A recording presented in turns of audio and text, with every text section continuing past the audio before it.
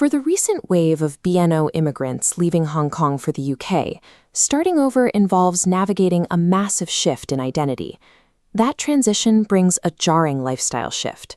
You go from a culture where eating out is the norm to suddenly having to cook over 1,000 meals a year at home in a brand new city. To handle this overwhelming task, many turn to sous vide cooking. You take a vacuum-sealed piece of meat, set a precise temperature, and get a flawless result with no mess. The meat stays submerged in the heat, but the plastic barrier holds it apart from the water itself.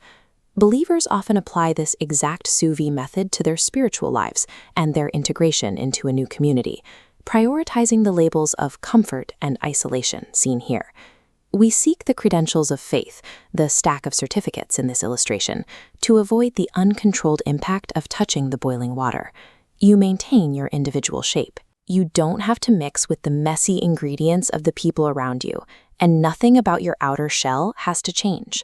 But as this diagram of translucent bubbles points out, sous vide discipleship yields a specific result. You have security on the outside, but you remain untransformed and lonely.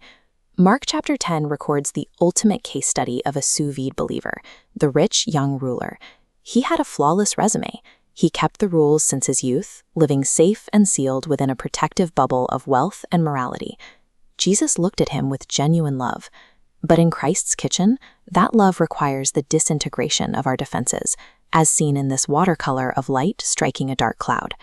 Jesus called for him to intentionally pierce his protective bag, to sell his possessions, surrender his sovereignty, and open his hands. Look at the tension in this film. This is an invitation to break the seal and face the boiling water of truth. The young man couldn't do it. He walked away sad because his bag of self-preservation was simply too thick to give up. The water of truth doesn't compromise. As we see here, the ruler chose a comfortable, isolated illusion over the reality of transformation. The alternative is lao hua tang, traditional, slow-cooked soup. In Jesus' kitchen, growth looks like this violently steaming pot. This diagram of a diverse stew highlights the mechanics of authentic discipleship. You throw disparate ingredients into the same pot, forcing a literal collision of community.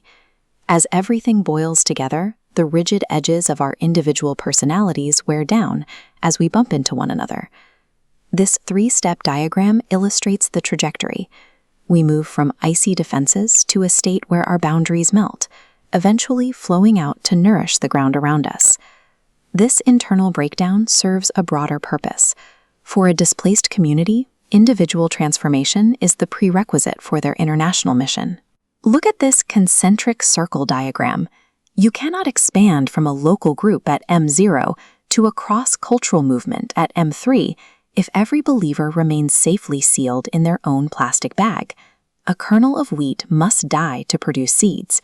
We have to let our isolated selves disintegrate in the pot so our lives can blend together and become nourishment for a broken world.